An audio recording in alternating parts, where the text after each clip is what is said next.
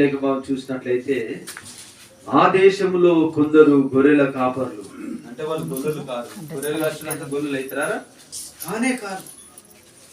మరి ఇక్కడ దేవుని యొక్క వాక్యం ఏమంటుందంటే గొర్రెల కాపర్లకు ఎవరు ప్రత్యక్షమైనట? దేవుని యొక్క దూత. దేవుని యొక్క దూతకు 6 రెక్కలు ఉంటాయి. 2 రెక్కలతో ముఖం కప్పుకుంటే, 2 రెక్కలతో కాళ్ళు కప్పుకొని, 2 రెక్కలతో పరిశుద్ధుడు అని దేవుణ్ణి స్తుతించి పాడి ఆరాధిస్తారు. కనుక దేవుడు పంపించిన దూత వచ్చి మర్యాద గొర్రెల కాపర్ దగ్గరికి వచ్చింది, మర్యాద దగ్గరికి వచ్చింది, యోసేపు దగ్గరికి వచ్చింది. హల్లెలూయా.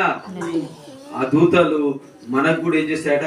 పాదములకు రాయిదాలు కూడా 91 కీర్తనలో కాపాడినట్టుగా మనం చూస్తున్నాం. హల్లెలూయా.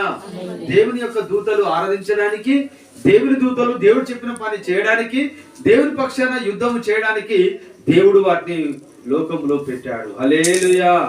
కనుక మరి మనకు కనబడవు, మరి దేవుడు వాటిని పంపించి మనకు సహాయం చేస్తాడు.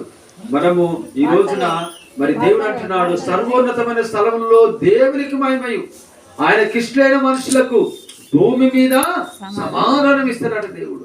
ఎవరికి ఇష్టంగా ఉండాలి? దేవునికి ఇష్టంగా ఉండాలి. మనుషులకు కొంతమందికి మన ఇష్టం ఉన్నా ఇష్టం లేకపోయినా నడుతుంది, కానీ దేవునికి ఇష్టం లేకుంటే మన భూమి మీద మన నూకలు ఉన్నాయి. హల్లెలూయా. కనుక మనకి ఇష్టమైనవి కొన్ని మనం ఏం చేస్తామంటే వదులుకోలేము. కేక్ ఇష్టం అనుకో, బాగా తింటాం. హల్లెలూయా. బెల్లం ఇష్టం అంటే బాగా తింటాం. మరి మనకి ఇష్టమైనవి కొన్ని ఉంటాయి, కానీ నీ ఆరోగ్యం పాడు చేసేటివి ఇష్టమైన కానీ వదులుకోవాలి. హల్లెలూయా. మరి దేవుడు అంటున్నాడు ఏంటంటే నీ హృదయాన్ని అడుగుతున్నాడు, నీ హృదయాన్ని ఇష్టపడుతున్నాడు, నీ మనస్సుని ఇష్టపడుతున్నాడు, నీ ఆత్మ ప్రాణం శరీరాన్ని ఇష్టపడుతున్నాడు. హల్లెలూయా. ఎందుకంటే నీలో ఉండాలని. అప్పుడు యేసుప్రభు ఎక్కడ పుట్టాడట? బెత్లెహేంలో పుట్టాడు. బెత్లెహేంలో యేసుప్రభు పుట్టాడు, నజరేతులో పెరిగాడు.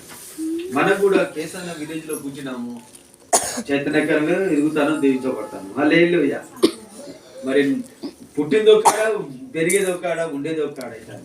మరి యేసు ప్రభు బెత్లెహేం అంటే ఏంటంటే రొట్టెల గృహము. ఏం గృహము?